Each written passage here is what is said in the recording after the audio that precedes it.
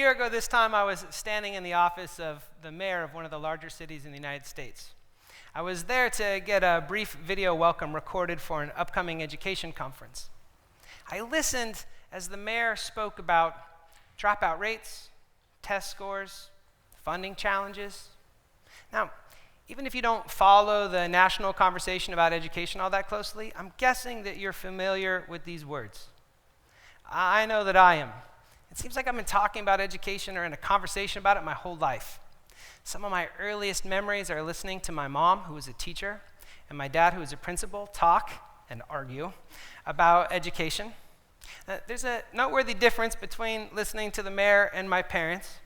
The mayor was giving a quick few minutes introduction from a very broad view about what was happening in a city, and my parents' vantage point was kind of down in the trenches from the perspective of teachers and principals, a lot of district intrigue and drama. I'm fascinated by how we all make sense and talk about what's happening in education. Over the last few years, the educators and organizers that I work with at IDEA have been talking with hundreds of people across the country, asking questions, usually two of them. The first one we ask is, what's the story that you would tell about education? What's the story you tell? If you were like the mayor and you made a small video recording about what was happening in your community or in your, or even across the country, what is it that you would say? Or if you were like at my parents' dinner table and you really got into the nitty-gritty, how would you explain what's really going on? The other question that we ask people is, what's the story that you want to tell? What's your vision for the future? Now, what's interesting is the gap between the reality of what's going on and what people tend to talk about, what they dream of, what their vision is. But what's also important is that while the gap is consistent, the stories are different. One conversation about education, even 100 in different parts of the country, isn't enough to understand what's really going on. And it seems important to understand what's going on if we're going to change the story. The education system impacts 50 million students as schools begin this fall. It's a $571 billion enterprise. And yet some recent research tells us that about 80% of us don't actually understand this thing we call the education system. We know the kind of school down the street, we know our principal, but we don't actually understand how schools are directed, connected, funded, and evaluated.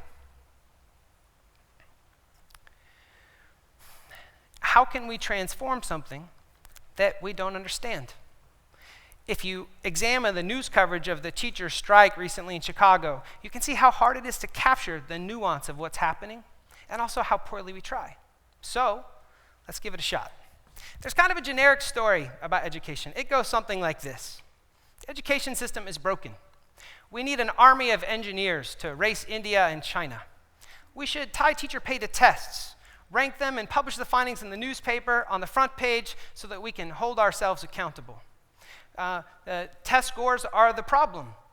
Teachers are the problem. The unions are the problem. Parents are the problem. The U.S. Department of Education is the problem. We need charter schools to fix this.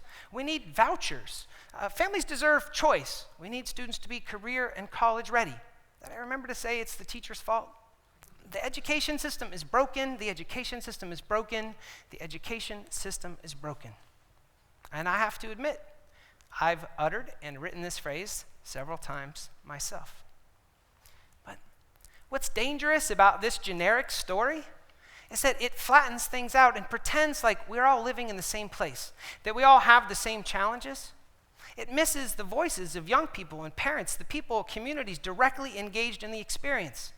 It also pretends like there's one answer, that if we just changed a few tweaks, we could fix it all. So if that story is too generic, what might a better story be? Let's try imagining our educational system as a house. There are some very nice rooms, and others with leaking pipes and asbestos. Some rooms, people are crowded very tightly together, facing forward, and in other rooms, there's more space. But regardless of where you're at in the house, it seems like there's kind of wide agreement that it's time to do some major remodeling. One group has gone and remodeled the kitchen, but a second group is coming along to tear it all back out because they're going to do some electrical rewiring.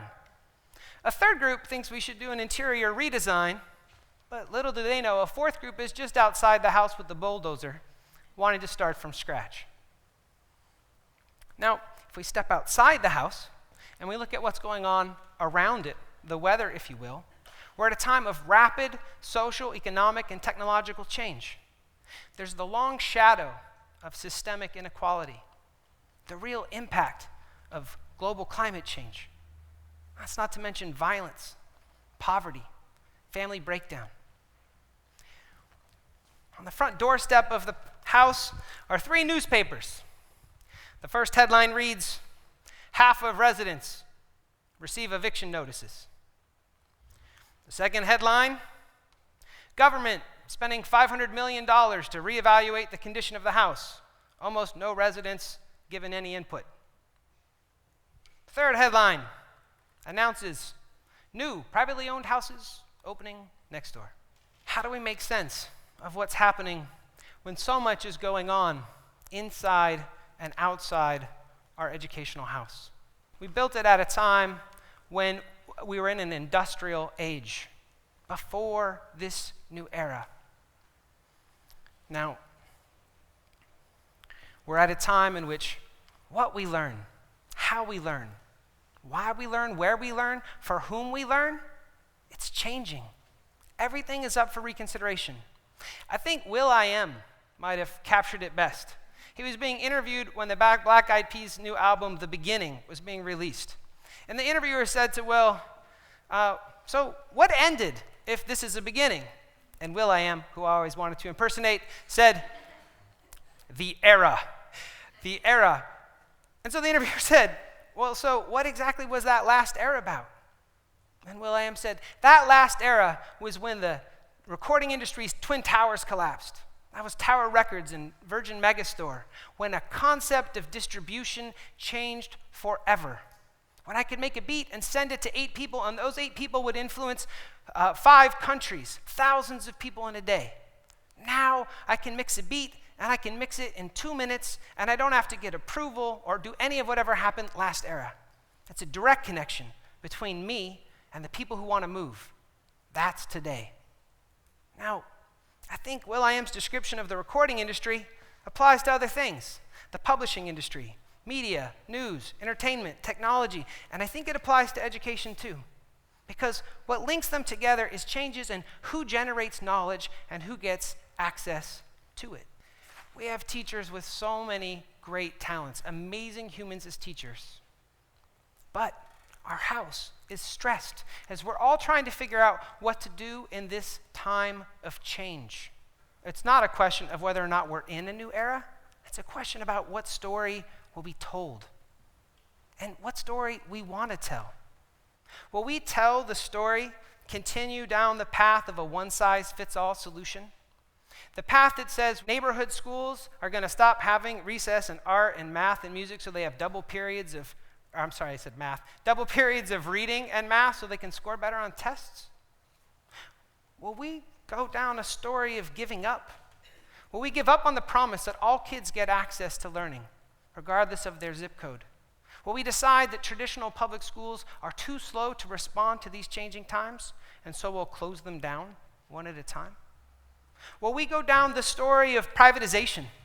Will we decide that we can make more innovation and adaptation with schools as a commodity, more accountable to shareholders than to the dreams of families and young people, educators? What story are we going to tell? I think there's a different story we can tell. A story about the reclaiming of the public and public education. A story about adapting schools and using a set of values to decide what innovations to accept and which ones to pass by. And this is the moment where democracy arrives in the conversation. Democracy, the nonpartisan version of the word that begins with a small letter D, that finds its roots nearby in the Iroquois nation.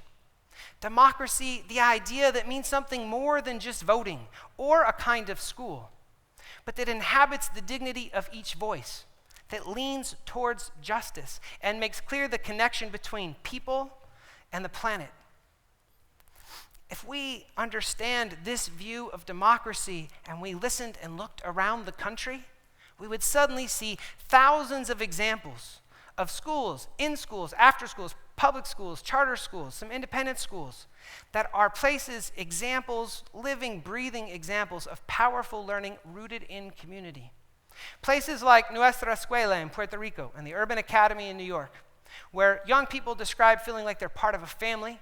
Every student has a personal strategic plan, and all of them are getting that just right amount of challenge and support. Places like the Sustainability Academy in Vermont and the Al Kennedy School in Oregon, where young people are out in their community solving environmental challenges in real time. Places like the EdVisions network of schools across Minnesota, the Met in Rhode Island, or the iSchool in New York, where young people and teachers have multiple hours together, you must be from there, multiple hours together exploring deep projects that help business owners figure out where to grow their small business, their pizza factory, applying mathematics. At the iSchool, their students helped actually draw and design the World Trade Center Memorial. Adapting, we can create an educational system that can adapt to these changing times, to respond to the needs and hopes and dreams of young people and families and communities. And at the same time, keep the promise that all students, regardless of their zip code, wealth, sexual orientation, race, ability, class, gender, get access to powerful learning. The answer, Dr. West, to your question is yes. But this story, it's not going to unfold on its own. Back in the mayor's office, I hear him ask me, "So what do you think about my first take?" And I say, "Mr. Mayor, that was fine, but I really think people would love to hear you say what's really going on. I think they'd love to hear you talk about your vision for what could happen. You're an expert in urban planning and sustainability. You care about justice. If you let people in on what you really think, I think they'd really love to hear it." The mayor said, "Turn the camera back on." And he proceeded to talk about real violence in the community, the need to connect teachers into conversations with the foundation and philanthropic experts that were in the community, that they needed to be able to get business leaders involved in schools but not necessarily take them over, that families need to show back up into public space. It doesn't actually matter exactly every detail he talked about, but what mattered is that the sound bites were replaced by insight, depth, and passion. If we're going to create a new era of education and democracy, we're going to have to do the same thing. We're going to have to ask bigger questions of ourselves, of each other, and probably more than once. We're going to have to show back up to public space. We're going to have to go to school board meetings and community meetings, go to potlucks, maybe watch a little less TV.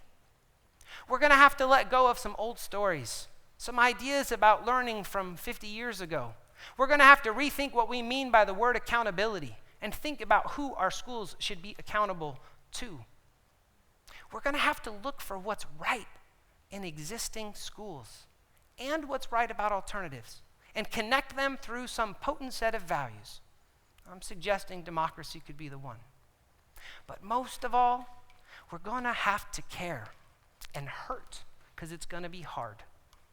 Or as one young woman in Mississippi reminded me, we're going to have to ask people to care again.